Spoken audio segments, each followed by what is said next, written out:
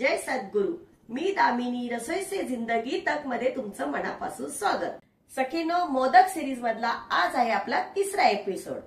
तर आजच्या एपिसोड मध्ये आपण करणार आहोत नाचणीचे मोदक। चला सखीनो, आता आपण बनवूया नाचणीचे पौष्टिक असे मोदक। सर्वप्रथम आपण नाचणी घेतलेली आहे, ही अर्धा किलो आहे। हे 200 ग्रॅम खजूर, मिल्क पावडर, बडीशोप आणि वेलची आणि जायफळची पावडर आहे। खोबऱ्याची पावडर मिळते ती आहे, ही खोबऱ्याची पावडर आहे। मकान आहे, भाजून घेतलेला आहे। हे सर्व ड्रायफ्रूट आहे आणि हे आपण ना टरबुजाच्या बिया घेतलेल्या आहेत आणि हे मनुका।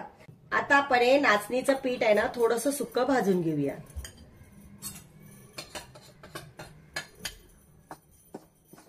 एक 5 मिनिटं भाजूया। आता आपलं हे सुक्क पीठ भाजून झालेलं आहे, मस्त आपण थोडंसं खरपूस असं भाजून घेतलंय। आता आपण 500 ग्रॅम पिठाला हे बघा, हे 200 ग्रॅम तूप आहे ते आपण घालत आहोत आणि नंतर आपण छानसं भाजून घेऊया। छानसं असं खरपूस भाजून घेऊया त्याला। आपलं पीठ इथे भाजत आहे, तोपर्यंत आपण काय करूया, इथे थोडंसं आपण तूप घालून, 1 चमचाभर तूप घातलेलं आहे, 1 चमचाभर तूप घालून आपण थोडेसे ड्रायफ्रूट फ्राय करून घेऊया, म्हणजे छान लागतात ते।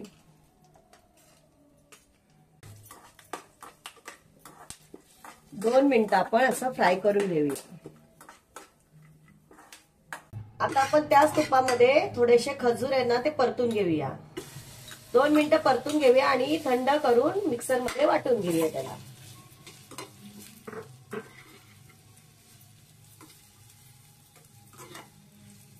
आता आपण हे खजूर आहेत ना ते बारीक करून घेऊया, त्याची पेस्ट करूया। हे बघा, आपलं मस्तपैकी तुपामध्ये छानशी नाचणी भाजून झालेली आहे। तर आपण आता काय करूया, हिला थंड करण्यासाठी ठेवूया।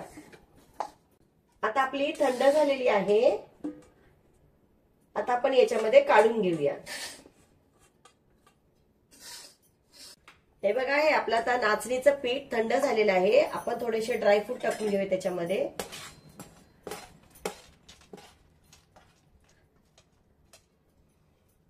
मिल्क पावडर, जायफळ वेलचीची पावडर आणि बडीशोप, सुगंध छान येतो याच्याने। ही मकानाची केलेली पावडर आणि आपला हे सुका किसमिस तो नारळाचा, तो आपण मिक्सर मध्ये वाटून घेतलेला आहे। आणि हे बघा, हे खजूर आहे आपण वाटून घेतलेले आहेत। आपण हे आता काय करणार आहे, सर्व टाकून ना मस्तपैकी आपण मळून घेणार आहोत। हे बघा, आता आपण हे सगळं एकजीव करून छानसं असं हाताने मळून घेऊया। हे बघा, हे असं छानसं मळून घ्यायचं। जर आपल्याला वाटलं की ह्याच्यामध्ये तूप कमी आहे, आता हा गोळा तर व्यवस्थित होतोय, तरी आपल्याला वाटलं की सुटसुटीत आहेत, आपण काय करायचं, थोडंसं त्याच्यामध्ये तूप घालायचं। आता मी थोडंसं तूप घालते। तूप आपण जास्त कमी होऊ शकतं याच्यामध्ये आणि आपण छानसं आता मळून घेऊया। मळल्यानंतर आपण बघूया। हे बघा सखीनो, छानसं आपलं मळून झालेलं आहे आणि हे बघा छानसे असं छानसा गोळा होतोय, म्हणजे आपलं छान सुंदर सारण झालेलं आहे। आता आपण काय करूया, बघा हे मोदक पात्र आहे, मोल्डिंग याच्यामध्ये बोलतात, तर ह्याचे छानसे आपण मोदक करून घेऊया। तर मी तुम्हाला भरून दाखवते। हे बघा, आपण काय केले, थोडेसे ना असे ड्रायफ्रूट टाकून घेतलेत, म्हणजे ते आपण जे मोदक होतं ते छान दिसतात। आता आपण काय करणार आहोत, हे जे साचा आहे ना, याची डिझाईन आहे, त्या डिझाईन मध्ये आपण असं भरून घेणार आहोत। हे बघा, छानसे असे दाबून आपण भरून घेऊया। जे जास्तीचं असेल ना ते आपोआप बाहेर निघणार त्याच्यातून। आणि आपण असं बंद करूया त्याला।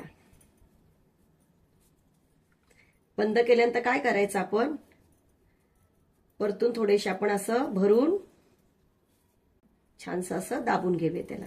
जितकं तुम्ही छान असं दाबून घेणार ना तितके मोदक सुंदर येणार। हे खूप पौष्टिक आणि छान मोदक आहेत। मस्तपैकी दाबूया। हे बघा किती सुंदर आणि छान आलेत।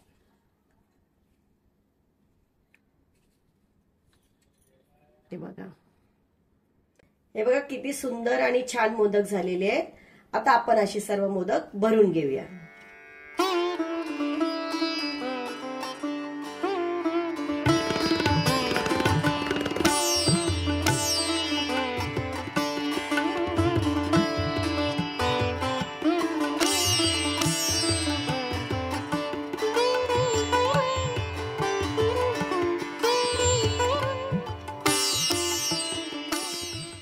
सखींनो बघा आपले मोदक किती छान आणि सुंदर झालेले आहेत. हे आपण नाचणीपासून तयार केलेले आहेत आणि फार पौष्टिक असे झालेले आहेत.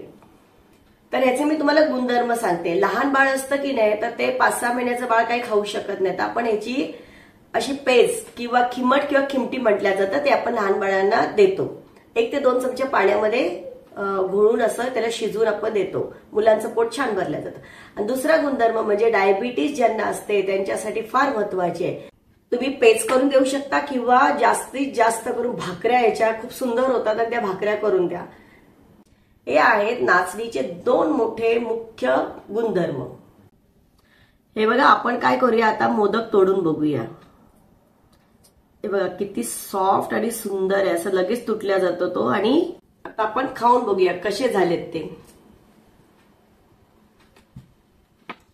एकदम सुंदर खजूरची त्याच्यात इतकी छान टेस्ट येते आणि एकदम मऊसूत मस्त झालेले आहेत. जे आपले वडीलधारी माणसं असतील ते सुद्धा एकदम छान खाऊ शकतील. लहान बाळही मस्त खाऊ शकेल. ते सुंदर आहे बघा. एकदम सॉफ्ट असे मोदक आहेत बघा. आहे की नाही.